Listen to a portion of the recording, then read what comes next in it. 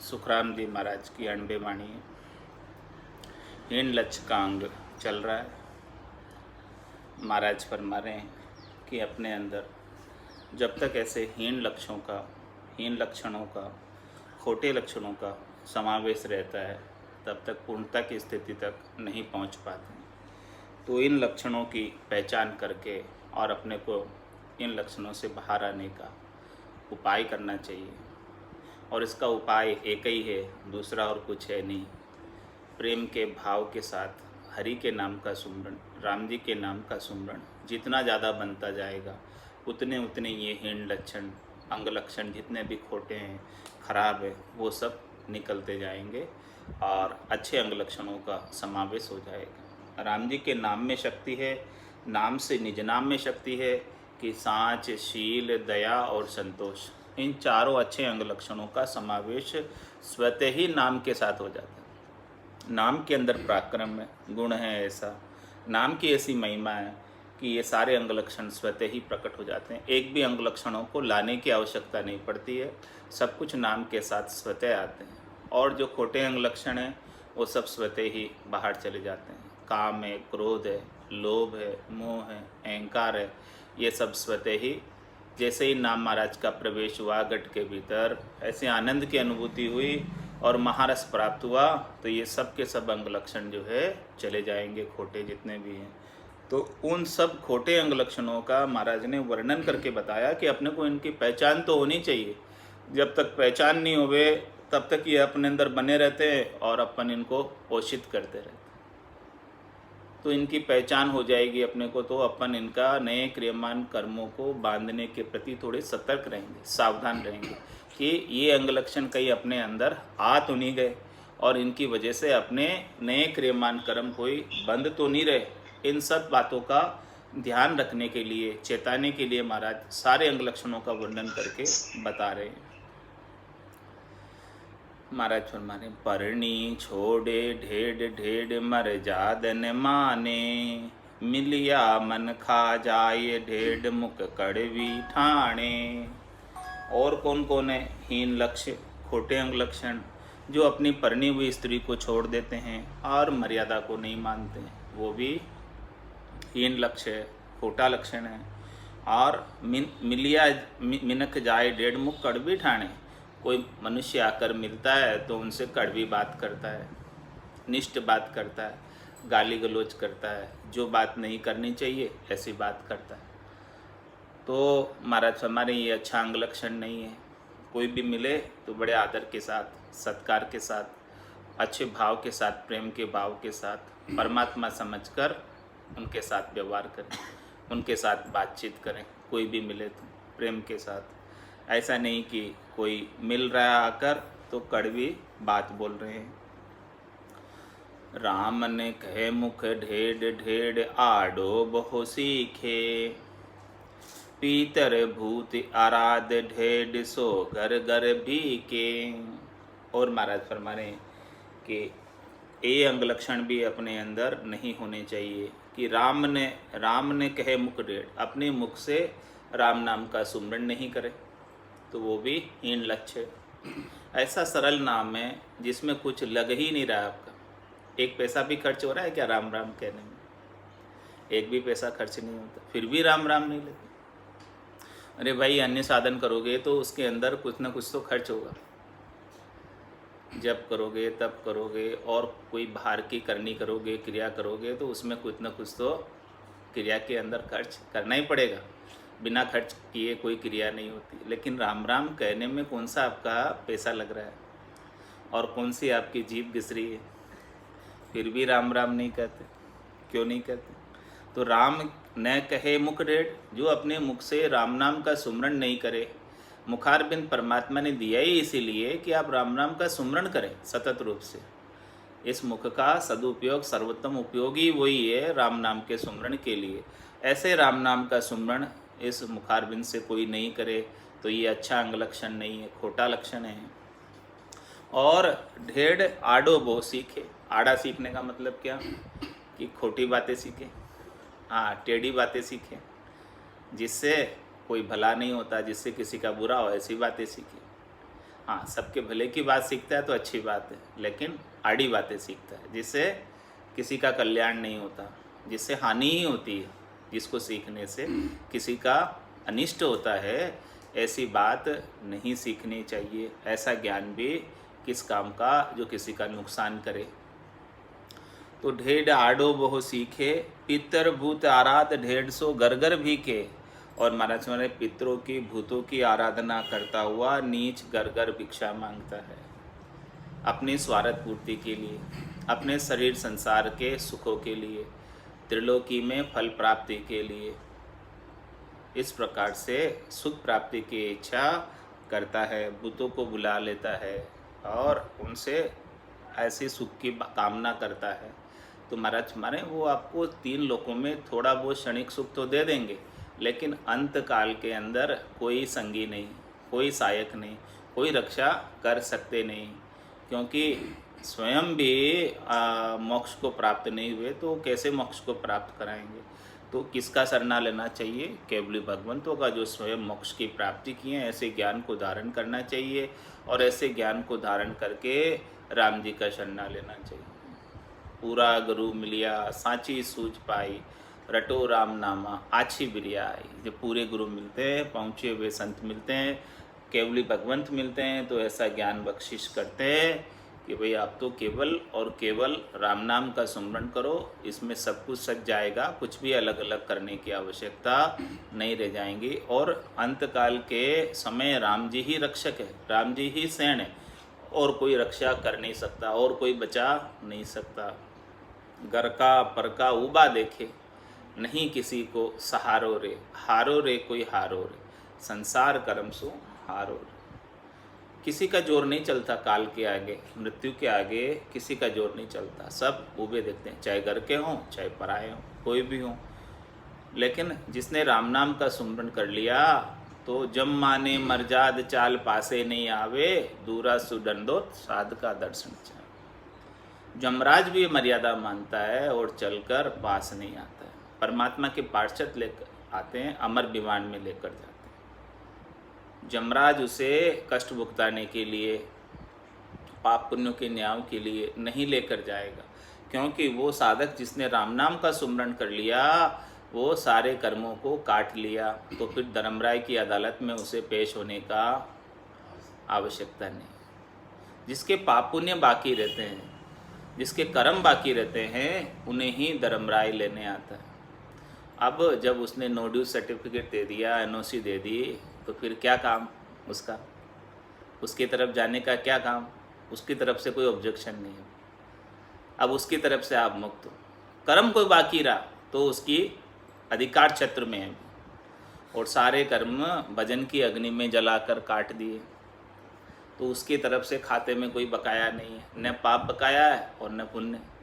जब तक कुछ कुछ बाकी रह जाता है तो वो कर्मों का भुगतान करने के लिए लेकर जाएगा, और उसको जैसे जैसे उसने कर्म किए उसके अनुसार अगली योनि प्रदान करेगा, और अगली योनि के अंदर सुख या दुख प्रदान करेगा। यदि पुण्य कर्म कोई शेष रह रहे तो देवताओं के ऊंचे लोकों में तेजपुंज की काया देकर सुख भोगने के लिए भेज देगा, और पाप बाकी रह गए कुछ तो पशुओं की योनि देकर नारकीय यातनाएं भोगने के लिए भेज देगा। इस प्रकार से पाप पुण्य के न्याय के लिए धर्मराय का सृजन हुआ है। ब्रह्मा रच्यो गणन को, विष्णु करण प्रतिपाल, शिव रच्यो संहार को, इंद्र बरसन मेघमाल, पाप पुण्य का न्याय को सिरजो है धर्मराज, संत सिरजा सुखराम के जीव उदाहरण काज। संतों का सृजन किस लिए हुआ? परमात्मा ने संतों को इस धराधाम पर किस लिए अवतरित किया है? जीवों के उद्धार के लिए, जम की ज्वाला से बचाने के लिए, जम की जेल से छुटाने के लिए, पाप पुण्य से न्यारे करने के लिए। और संत यहाँ आकर क्या कहते हैं? पाप पुण्य दुनिया सु न्यारा, भरम करम दुनिया सु न्यारा, जहाँ सुर हो लिवलाई, कै सुखराम राम बिन जग में सभी कर्म उपाय। एक राम जी के नाम के बिना अन्य कोई करनी करते हैं, अन्य कोई क्रिया करते हैं तो सबसे कुछ न कुछ कर्म बनता है। अब कर्म 2 प्रकार के होते हैं। कौन कौन से कर्मों के प्रकार है? एक तो पाप कर्म है, दूसरा पुण्य कर्म है। दो दो दो प्रकार के कर्म है, कर्मों के दो प्रकार है, सुकृत और दुकृत। पाप तो कोई करना नहीं चाहता, करना थोड़ी चाहता कोई पाप, लेकिन वो जोड़े से है, पाप और पुण्य अलग नहीं है। जैसे एक सिक्के के दो पहलू होते हैं, वैसे ही पाप और पुण्य जोड़े से। नहीं करना चाहता फिर भी नहीं चाहते हुए भी बन जाता। कोई अच्छा कार्य कर रहे हैं, भलाई का कार्य कर रहे हैं, उपकार का कार्य कर रहे हैं, लेकिन उसके अंदर भी जीव हथने आ गए, बोलो करते हुए भी फिर क्या करोगे? करना थोड़ी चाहते थे, जीव की हत्या थोड़ी करना चाहते थे, लेकिन हथने आ गए तो क्या हो गया? पुण्य तो बंधा, लेकिन पुण्य के साथ पाप भी। महाराज कहते जे जे उठ उपाय करीजे, जीव मरे सब माए। कुछ भी उठकर आप उपाय करोगे, सब में जीव तो मरेंगे। तो जीव मरेंगे तो जीव हत्या का दोष। करनी कुछ भी करोगे, उठकर घर से बाहर भी गए तो भी जीव तो मरे पाँव के नीचे आकर। तो फिर क्या करें महाराज? बोले कुछ मत करो, आप तो बैठकर राम राम करो, उसमें कोई जीव हत्या का काम ही नहीं। कुछ काम है क्या इसमें? कुछ भी करोगे तो जीव मरेंगे, लेकिन अब कुछ नहीं करो, बस राम राम करो बस। इसमें कोई जीव हत्या, इसमें न तो पाप है न पुण्य है, कुछ भी नहीं। और पाप पुण्य आज दिन तक जितने हो गए, उन सबको काटने का सामर्थ्य नाम महाराज में है। नाम ले लिया तो सब पाप पुण्य कट गए। बिगड़ी जन्म अनेक की, सुधरे अभी आज, होय राम का नाम जब तुलसी तज कुसुम। अनंत जन्मों से बिगड़ी हुई है, वो अभी और आज सुधर सकती है यदि राम जी के नाम का सुमरण कर लिया, राम जी के होकर, शरणागत होकर, शरणागति के भाव से, पूर्ण नैचे के साथ, विश्वास के साथ, दृढ़ता के साथ, प्रतीति के साथ, तो अनंत जन्मों से जो बिगड़ी हुई वो आज ही सुधर सकती है। इसमें कोई देरी वाली बात नहीं है। तो महाराज हमारे कि राम न कहे मुख ढेड़, ढेड़ आड़ो वो सीखे। आड़ी बातें सीखता है, उल्टी सुल्टी बातें सीखता है, जिससे किसी का अनिष्ट हो जाए ऐसी बातें सीखता है। पितर भूत आराध ढेड़ सो गरगर भीत बिके। और तीन लोगों की फलों की प्राप्ति के लिए पितरों को, भूतों का आह्वान करता है और उनको बुलाकर उनसे तीन लोगों के सुख चाहता है। तो महाराज हमारे वो भी अच्छा लक्षण नहीं है, खोटा लक्षण है। न्याव करण में ढेड़, ढेड़ पखो सो राखे। साँच झूठ कर दे तो झूठ साँचो कर भाके। न्याव करण में ढेड़, महाराज हमारे न्याव पर नहीं चलता, न्याय के मार्ग पर नहीं चलता है। अपने स्वार्थ पूर्ति के लिए किसी को कष्ट पहुंच रहा है तो छो पहुँचो, भले पहुँचो, लेकिन अपना स्वार्थ पूर्ति होना चाहिए। कोई कितना भी कष्ट पा रहा है तो भले पाओ, लेकिन अपना काम होना चाहिए, अपना स्वार्थ सदना चाहिए। इस प्रकार का स्वभाव रखने वाले भी ढेड़ हीन लक्षण। न्याव करण में ढेड़, ढेड़ पखो सो राखे। बस ढेड़ क्या करता है? अपना पक्ष पूरा होना चाहिए। अपना जो सोच है, अपनी जो विचारधारा है, अपना जो मत है, अपना जो स्वार्थ है, वो पूर्ण होना चाहिए। भले दूसरे का किसी का कुछ भी अनिष्ट हो, दूसरे का किसी का कुछ भी बिगड़े, लेकिन अपना कुछ भी नहीं बिगड़ना चाहिए, अपना स्वार्थ सिद्ध होना चाहिए।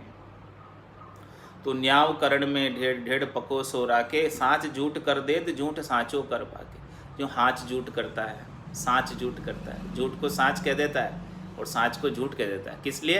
अपने स्वार्थ के लिए। हाँ, जो झूठी चीज़ है उसको तो सच्ची बता देगा, और जो सच्ची चीज़ है उसको झूठी बता देगा। तो इस प्रकार का जो व्यवहार करता है वो महाराज हमारे हीन लक्षण है, खोटा लक्षण है। ऐसा लक्षण भी नहीं होना चाहिए। अपने स्वार्थ के लिए साँच झूठ नहीं करना चाहिए, झूठ साँच नहीं करना चाहिए।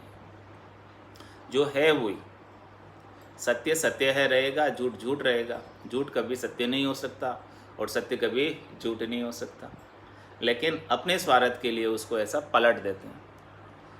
तो ऐसा पलटने वाला हीन लक्ष्य है। हरि बेमुख सो ढेड, ढेड निंदा बहु ठाणे।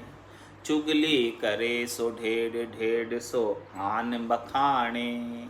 और महाराज हमारे जो हरि से विमुख है वो भी ढेड है, क्योंकि हरि से विमुख रहना नारकीय यात्राओं को भोगने के समान है।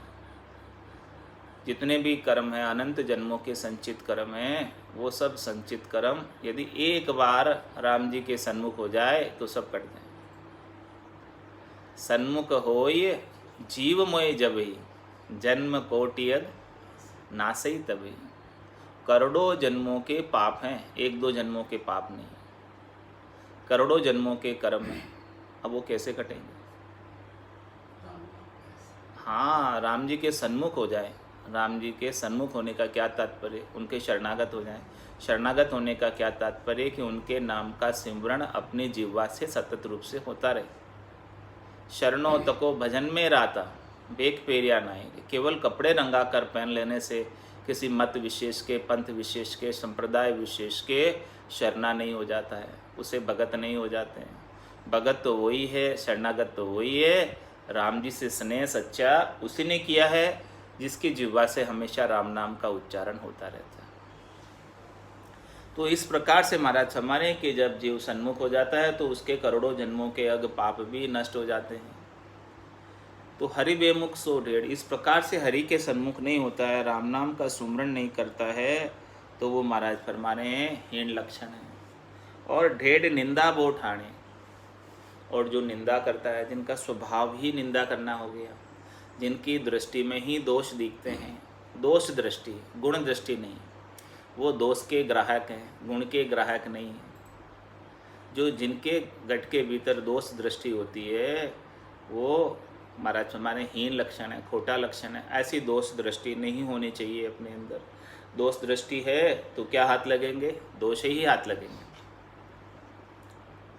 और गुण दृष्टि है तो गुण हाथ लगेंगे। जैसी दृष्टि होगी वैसी ही सृष्टि होगी। आपको जैसा दिखेगा वही तो चीज़ हाथ लोगे, वही तो चीज़ पकड़ोगे। आपको किसी प्राणी के अंदर दोष ही दोष दिख रहे हैं तो आपकी दृष्टि उसके दोषों पर, उसके गुणों पर है ही नहीं, तो दोषों के ही ग्राहक है, दोष ही आने वाले, क्योंकि गुण तो दिख ही नहीं रहे उसमें, है जो गुण नहीं दिख रहे हैं, दोष ही दोष दिख रहे हैं। तो जब दोष ही दोष दिख रहे हैं तो दोष ही ट्रांसफर होंगे। तो इस प्रकार से दोष दृष्टि वाले जीव निंदा बोठान, वो निंदा करते हैं। तो हमेशा महाराज सम्माने गुण दृष्टि होनी चाहिए। किसी के अंदर 99 दोष है और एक गुण है तो एक गुण को ले लेना चाहिए। अपनी दृष्टि उसके एक गुण पर होनी चाहिए, उसके गुण का महिमा करनी चाहिए, उसके गुण का बखान करना चाहिए, तो वो गुण आपके पास आ जाए। और निंदा करेंगे तो निंदा करने वाले को उनके दोष उनके ऊपर ट्रांसफ़र हो जाते हैं, और जिसकी निंदा की है उसके दोष समाप्त हो जाते हैं, क्योंकि उसका दोष उजागर हो गया।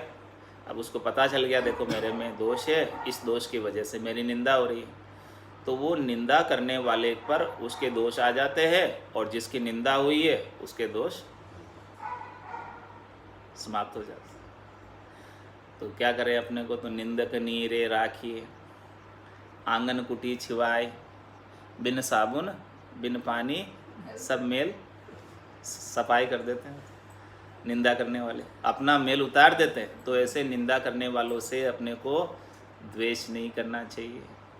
वो तो अपने हितैषी हैं, वो तो अपने लिए अच्छा है कि अपने दोषों को उजागर कर रहे हैं, बता रहे हैं अपने दोषों को। अपने दोष जब तक कोई बताया नहीं तब तक अपने को पता नहीं चलता। अपने अंदर कोई दोष है और कोई बताया नहीं, पॉइंट आउट नहीं करे कि ये दोष है आपके अंदर, तब तक पता नहीं चलता दोष होते।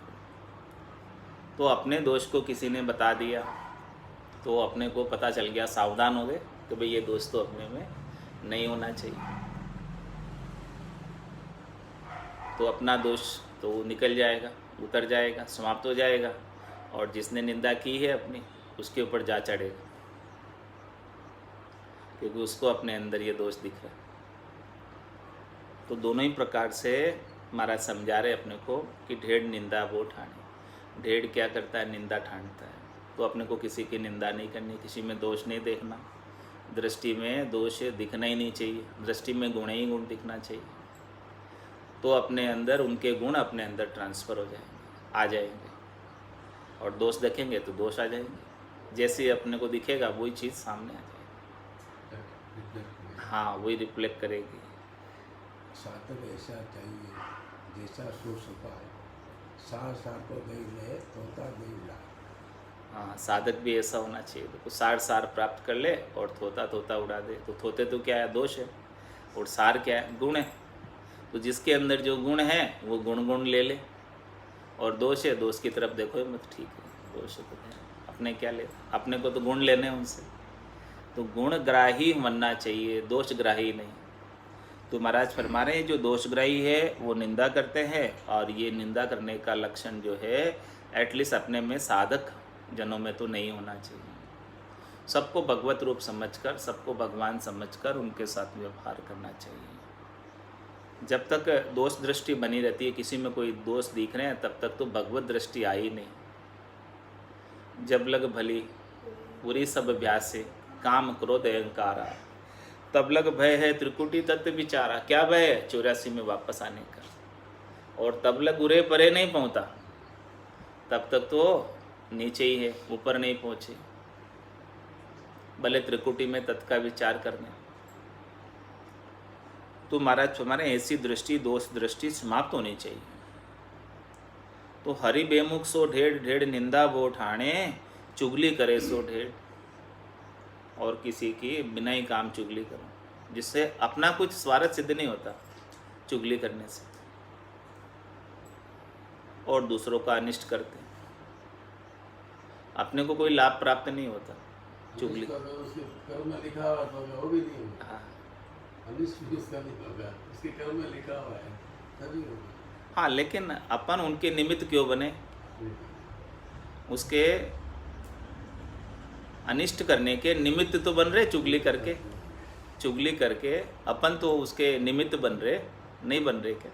अपनी दृष्टि में तो हाँ, तो चुगली करे सो ढेढ़। बुरा इस तो देखा न चला, बुरा न मिलिया को, हाँ। जो दिल खोजा अपना, मुझसे बुरा न हो। हाँ देखो, जब बुरा किसी का देखने चलो तो अपने दिल को देखो, दूसरे के अंदर बुरा मत देखो, अपने दिल के अंदर देखो। बुरा जो देखन में चलिया, बुरा न मिलिया, बुरा न मिलिया कोई, जो दिल खोजा अपना, तो मुझसे बुरा न हो।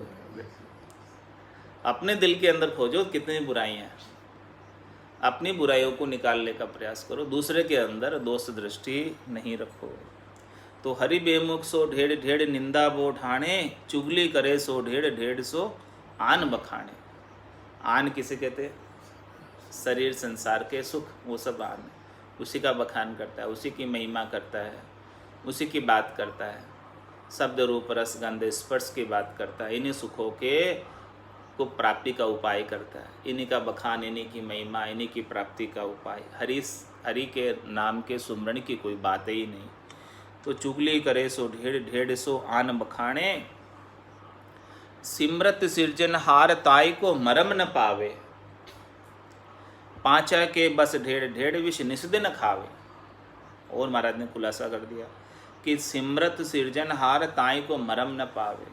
वो सिमरत सिरजनहार परमात्मा सबके भीतर विराजमान, एक सुई की नोक के बराबर जगह भी उनके बिना खाली नहीं। ऐसे परमात्मा आपके तन रूपी देवल के अंदर विराजमान है। तन देवल बिच आत्म देवा, निर्गुण भक्ति भजन है भेवा। ऐसे निर्गुण की भक्ति कर कर भजन का भेद नहीं प्राप्त करते।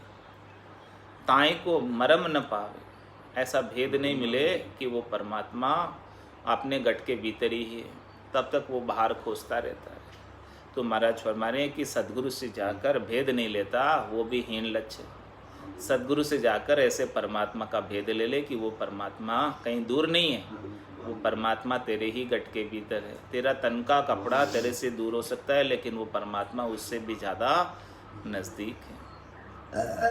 वो जब सदगुरु दया करेंगे, कृपा करेंगे, तब ऐसा दृष्टि आएगी।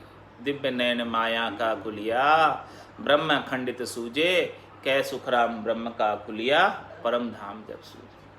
जब सदगुरु की दया से, कृपा से, मेहर से साधक के घट के भीतर के नयन खुल जाते हैं। चरम चक्षु तो है ही है, लेकिन भीतर में भी दो नयन है, दिव्य नयन है और ब्रह्म नयन है, दो नयन है। ये भीतर के भी दो चक्षु जब सदगुरु की मेहर से खुलते हैं, तब जाकर अखंडित रूप से ब्रह्म सूझने लगता है। पूरी त्रिलोकी में सब जगह परमात्मा है, परमात्मा के सिवाय दूसरा और कोई है ही नहीं। सिया राम में सब जग जानी, करो प्रणाम चोरी जुग पानी। मन वो चवर करे मन माही, जहाँ देखूँ जहाँ सतगुरु साईं। एक सद्गुरु के सिवाय, परमात्मा के सिवाय दूसरा और कोई है नहीं, किसी की और सत्ता है नहीं। इसी सत्ता का अनुभव घट के भीतर कोई करे। तब महाराज फरमा रहे हैं कि इसका भेद नहीं लेते ऐसा परमात्मा को प्राप्त करने का, तब परमात्मा के एकदम नज़दीक होते हुए भी लाखों कोसों करोड़ों किलोमीटर दूर रहते हैं, जबकि परमात्मा नज़दीक है। तो जिन पाया जिन गट ही पाया, बायर फिर जन्म कमाया। जिन्हें भी परमात्मा मिले हैं उनको अपने गट के भीतर ही मिले हैं। और गट के भीतर कैसे मिले? सदगुरु की कृपा से, दया से। तत्व रूपी गुरु की दिल मेर भाई, निज नाम में जागे शिस्तन नमाई। सब गट तेरे साइया, खाली गटने कोई, बलिहारी व गटने जामे प्रगट होई। जिसके अंदर ऐसा परमात्मा का नाम और नाम से निज नाम प्रकट हो जाता है, निज नाम का आनंद प्रकट हो जाता है, उसी शरीर की, उसी गट की बलिहारी है। और वही गट, वही शरीर सार्थक है, सफल है।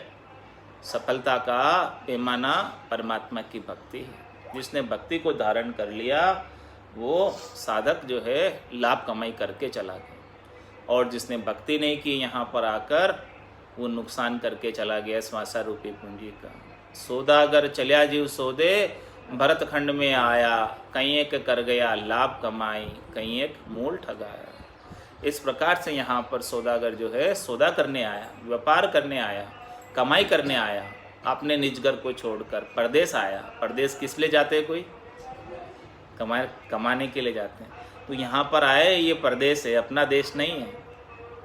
यहाँ परदेश आए तो परदेश में कुछ अच्छी कमाई करके लेके जाओ वापस घर पे, तो जो घर पे ले जा सके वैसी कमाई करना। हाँ, यहाँ ऐसी कमाई नहीं करना जो यहीं ख़त्म हो जाए, ले ही नहीं जा सको आप उस कमाई को। तो महाराज हमारे राम नाम के मोती चुनकर एक दिन माला माल हुए, धन दौलत के बने पुजारी, आखिर वो कंगाल हुए, क्योंकि वो घर ही नहीं ले जा सकते इस कमाई को। यहाँ की कमाई जो है तीन लोगों के फलों की प्राप्ति की, माया की, ये इतने जितने भी कमाई करते हैं उसको अपने साथ थोड़ी ले जा सकते हैं। रीतोई आयो रीतोई जासी, भूख को प्यासो नागोरे, अंदर लक्ष्मी छोड़ चले गो, साथ न चाले धागोरे। एक धागा भी इसमें से साथ नहीं ले जा सकते, जिसके लिए 24 घंटे लगा देते हैं, अचके रहते हैं 24 घंटे, उन्हीं का उपाय करते रहते हैं, उसमें से एक भी चीज़ साथ नहीं ले जा सकते। तो महाराज हमारे नेक कमाई कर ले बंदे, पता नहीं जिंदगानी। ऐसी कमाई कर ले जो तेरे साथ जावे, वो नेक कमाई है। साथ जाने वाली नेक कमाई है, जो साथ नहीं जाती वो नेक कमाई नहीं है। तो महाराज में ऐसे सिमरत सिरजनहार ताई को मरम न पावे, ऐसे सिमरत स्वामी ऐसे परमात्मा का मरम प्राप्त नहीं करते हैं, भेद प्राप्त नहीं करते हैं। ऐसा सतगुरु से भेद ले ले तो यहीं घर बैठे ही आनंद प्राप्त हो जाए। और कमाई भी कितनी होवे, कितनी कमाई होवे एक सांस में? 70 करोड़ की, अणगिनती गिनती नहीं। राम नाम की जोड़ श्वास उसास में होते सिमरण 70 करोड़। इतनी 70 करोड़ की कमाई एक सांस में होने लगे तो जन्म जन्मांतर का घाटा पट जाए। जो इतने समय से जब भक्ति नहीं हुई, इतने समय से जब भक्ति नहीं हुई तो वो सारा घाटा अभी पूरा हो जाए। वो कैसे होगी 70 करोड़ तक? तो बड़े आश्चर्य की बात है। कोई कहे 70 करोड़ नाम एक सांस में आ जाए तो ये कोई मुश्किल है, मतलब ये मुमकिन है? अरे भाई मुमकिन नहीं है, बिल्कुल आसान है, आसान है, सरल है। देखो कैसा, जब अपने रोमावली गट के भीतर 3.5 करोड़ है, जब ये सारी रोमावली राम राम बोलने लग जाएगी तो 3.5 करोड़ को 20 से गुणा करो। एक सांस के अंदर 20 नाम आते, एक सांस में अपन राम राम करते तो 20 नाम तक आते हैं। तो ऐसे 20 को 3.5 करोड़ रोमावली भी जब इस मुखारबिंद की रचना के साथ राम राम करने लगेगी, ये सब रोमावली खड़ी हो जाएगी, रोमांचित हो जाएगी राम राम में। तब महाराज फरमा रहे हैं कि सारी रोम रोम रसना लिव लाया, सारी रोमावली रसना बन जाएगी और ये भी राम राम का उच्चारण करने लगेगी। तब 3.5 करोड़ इंटू 20 70 करोड़ एक उसास में आने लगेंगे। रोम रोम से होई रही ररंकार जुणकार, निस्वासर आठोई प्रहर राम चरण एक सार। उठत बैठत जागता सूतै सिमरण होय। राम चरण ररंकार धुनि बायर लखे न कोय। राम रटत सेजा खुल्या राम चरण सुन माय। बाड़ी पीवे रण दिन सेजा टूटत नाय। ऊप गिगन मद उरद मुख निस दिन अमी जरंत। राम चरण भज राम को पीवे बिरला संत। इस प्रकार से 70 करोड़ की कमाई रोमावली से। रग रग बोले राम जी रोम रोम रंकार। सहजा सुमरण होते सोही सुमरण सा। ऐसी सुमरण की सार चीज सद्गुरु बताते हैं, खास चीज, मुख्य चीज, भेद की चीज। तो ऐसा सिमरत सृजनहार ताई को मरम न पावे। ऐसे परमात्मा का कोई मरम नहीं लेते हैं, भेद नहीं लेते हैं, जानकारी नहीं करते हैं, घट के भीतर उनके सत्य स्वरूप के दर्शन नहीं करते। सत्य स्वरूप कौन सा? परमात्मा का आनंद स्वरूप ही सत्य स्वरूप है। जो भजन के माध्यम से घटपटचों का आनंद घट के भीतर आ रहा है वो परमात्मा का सत्य स्वरूप है। और बाकी तो इन चरम चक्षुओं से जो कुछ भी देखने में आता है वो तो सब माया दिखती है परमात्मा की, परमात्मा नहीं दिखते। रज मातर मूरत कण होई तब लग ब्रह्म नहीं माया कहूँ तो। थोड़ा सा भी कुछ भी आकार दिख रहा है, थोड़ा सा भी कुछ भी स्वरूप दिख रहा है तो महाराज हमारे आकार में, स्वरूप में तो परमात्मा की माया दिखती है। चरम चक्षुओं से तो माया के ही दर्शन होते हैं। परमात्मा के दर्शन तो दिव्य नयनों से होते हैं, ब्रह्म चक्षु से होते हैं। सत्य स्वरूप के दर्शन, आनंद स्वरूप के दर्शन तो घट के भीतर सद्गुरु से ज्ञान प्राप्त करते हैं, सद्गुरु के ज्ञान की दूरबीन से होते हैं, ज्ञान चक्षु से होते हैं, सूरज चक्षु से होते हैं। इनके बिना तो नहीं हो सकते। तो ऐसे सिमरत सृजनहार ताई को मरम न पावे। ऐसे परमात्मा का कोई मरम नहीं प्राप्त करता, भेद नहीं प्राप्त करता, तो उसकी मिनखा देही धारण करना सफल नहीं होता है। ये मिनखा देही परमात्मा ने कृपा करके प्रदान ही इसीलिए की है कि ये भजन करके अपनी आत्मा का कल्याण करके परम पद का सदैव सदैव के लिए वासी हो गए। क्योंकि ये जब 84 लाख जीवा जोड़ में था तब तो भजन नहीं कर सकता था, क्योंकि 84 वंश तो नर दे भक्ति काज पिछतायो। हल होशियार करो नर सिमरन यो अवसर अब आयो। जब 84 लाख जीवा जोड़ में था तब तो भक्ति नहीं कर पाता था, इसीलिए पछताता था कि कब मुझे मिनखा दे प्राप्त हुए और कब मैं भजन करूं और भजन करके मैं कब परमात्मा को प्राप्त हूँ। इसीलिए 84 में इच्छा करता था, जब 84 में था तब, कि भाई मुझे मिनखा दे जिस दिन मिल जाएगी उस दिन में मेरी एक भी श्वास को व्यर्थ नहीं गंवाऊँगा और भजन करके सबसे पहला कार्य यही कर लूँगा कि परमात्मा की प्राप्ति करने की। फिर दूसरे कार्य तो होते रहेंगे संसार के, कोई खास बात नहीं। आप रहोगे तो भी ये संसार चलने वाला ही है, और आप नहीं भी रहोगे तो भी संसार तो जैसे चल रहा था वैसे ही चलेगा। तो आपके होने का और नहीं होने का इस संसार के ऊपर कोई असर नहीं है, कोई फ़र्क नहीं है। लेकिन अपने अपन मानते हैं कि मैं कर रहा हूँ इसीलिए चल रहा है ये, तेरे किए कुछ होवत ना आई, सोच करे क्यों जीव विज्ञानी। चीटी को कण दियो मन कुंजर देह के साथ सब चिट्ठी मंडानी। सब अपने अपनी चिट्ठी लेकर आए, सब अपना अपना प्रारब्ध लेके आए, सबको अपने अपने प्रारब्ध से सब कुछ मिल रहा है। तेरे करने से कुछ भी नहीं हो रहा है, इसीलिए तेरे करने से नहीं हो रहा है, इसलिए तू अपना काम कर ले। क्या काम करना? तू अपना भजन करके तेरे भावे सो करो भलो बुरो संसार। नारायण तू बैठकर अपनी भुवन भुवार। अपना तो कार्य कर ले तू आत्म कल्याण का, परमात्मा पद की प्राप्ति का। बाकी संसार का कार्य तो होता ही रहेगा, चलता ही रहेगा। ये तो कभी संसार का चक्र तो रुकने वाला नहीं है। परमात्मा ने कृपा करके तुझे मिनखा दे प्रदान की है, तो इसीलिए प्रदान की है कि तू अपने आत्मा का कल्याण प्राथमिकता के आधार से कर ले। आज का समय यही पूर्ण हुआ। वाणी को विराम देते। बोलो राम सद्गुरु देव जी महाराज ने।